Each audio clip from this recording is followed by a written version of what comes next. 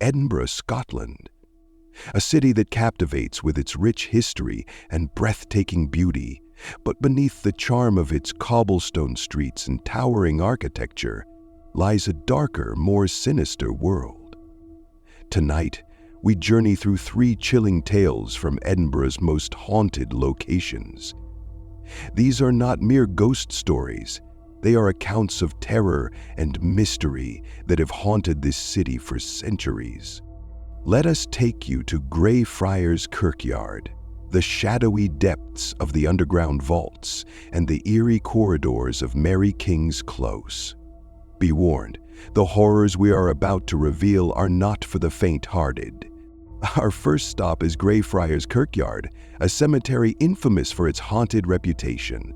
Among its many gravestones lies the Black Mausoleum, home to the spirit of Sir George Mackenzie, better known as Bloody Mackenzie. In the 17th century, Mackenzie earned his grim nickname through his relentless persecution of the Covenanters, a group of Presbyterians who defied royal authority. Many were imprisoned, tortured, and executed under his orders. Some met their end in a section of the cemetery now referred to as the Covenanters' Prison. This dark chapter of history is believed to have anchored Mackenzie's malevolent spirit to the graveyard. Visitors to Greyfriars Kirkyard often report terrifying experiences. They've emerged from the cemetery with inexplicable scratches, bruises, and overwhelming nausea. Others have fainted without warning. Paranormal investigators frequently document sudden drops in temperature, disembodied whispers, and poltergeist activity, all centering around the Black Mausoleum. In 1998, the haunting grew so intense that the Edinburgh City Council sealed the mausoleum, barring public entry. But even locked doors haven't stopped reports of unexplainable events. Is Mackenzie's restless soul to blame? Or is something far more sinister lurking in the shadows of Greyfriars?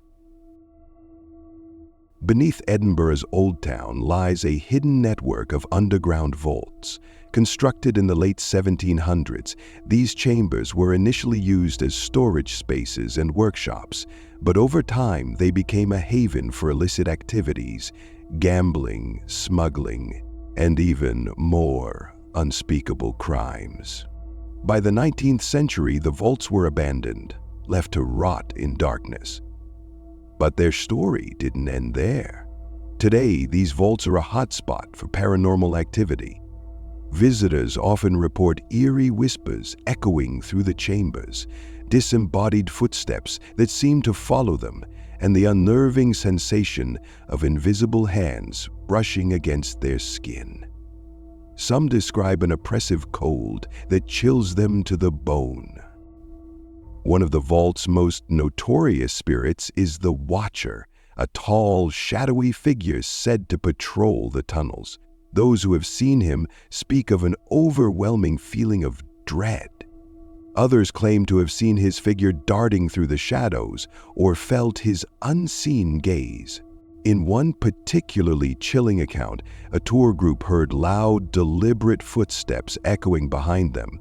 When they turned, they saw nothing until a shadowy figure raced past, vanishing into thin air. Whatever haunts these vaults, it's clear that the past refuses to remain buried.